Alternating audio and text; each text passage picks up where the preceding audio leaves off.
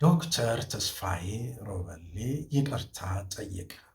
ባለፈው ግብረ ሰዶማውያንን አስመልክቶ አንድ ጽሑፍ ከለጠፈ በኋላ በአንዳንድ ወንድሞች ከፍተኛ ትችት እንደደረሰበት ሁላችንም የቅርብ ጊዜ ትዝታችን ነው። ይህንንም አስመልክቶ አብዛኞቹ ወንድሞች በዛ አቋሙ ላይ ይቅርታ እንዲጠይቅ በተደጋጋሚ ቢጽፉም ቢነግሩትም ዶክተሩ ግን ዝምታን መርጦ ከቆየ በኋላ ከጥቂት ቀናት በፊት አንድ ጽሑፍ አጋርቷል። በጽሑፍ ውስጥ አንድ ጎላ ያለች ጽሑፍ ነበረች እንደዚህ የምትል የዘመኗ ዕቅበተ እምነት ልጆቿን ትበላለች አከ አዶሬ የምትል። ከዚህም ጽሑፉ በኋላ እንደገና የተዳፈነ የሚመስለው ትችት አገርሽቶ አንዳንድ ሰዎች ከፍተኛ ወቀሳ ከሰነዘሩበት በኋላ አሁን ግን ዛሬ ይቅርታ እጠይቃለሁ የሚል ጽሑፍ አጋርቷል። ጽሑፉ አጭር ስለሆነ ላንብብላችሁ። ይቅርታ እጠይቃለሁ። ከተስፋዬ ሮበሌ። ሰዶማውያን ከሆኑ ወይም በጽንሰ ሐሳብ ደረጃ ሰዶማዊነትን ከሚደግፉ ሰዎች አንድ ስጦታዎቻቸውን ያለ አንዳች ቅድመ ሁኔታ በድፍን ቅል መቀበል እንችላለን የሚል እምነት ድሮም አልነበረኝም፣ ዛሬም የለኝም። የኔ አቋም የነበረው ሁለት ይልና ቢያንስ በንድፈ ሐሳብ ደረጃ ስጦታዎች አስገዳጅ ጫና ካልተደረገባቸው መቀበል እንችላለን የሚል ሐሳብ ነበር።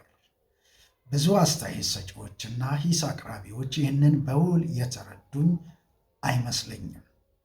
አንዳንድ ወንድሞች በጽንሰ ሐሳብ ደረጃ ካልሆነ በቀር ይህ ጫና ያልተደረገበት ስጦታ በምንኖርበት ዓለም እውን ሊሆን እንደማይችል አስረድተውኛል። ስለዚህም በምንኖርበት ዓለም ከሰዶማውያን ወይም ሰዶማዊነትን ከሚደግፉ ሰዎች አንዳችም ስጦታ መቀበል እንደማንችል ግልጽ ሆኖልኛል። ስለዚህ ከዚህ በፊት የነበረው አቋሜ በዚህ አግባብ እንደተስተካከለ እንድታውቁት በትልቅ አክብሮት እጠይቃለሁ። ይህ እንዳለው ሆኖ ይህንን ርዕስ ጉዳይ ያነሳሁት ለውይይት በሚል እንጂ የትኛውም ወገን ለማስደሰትም ሆነ ለማስከፋት አይደለም።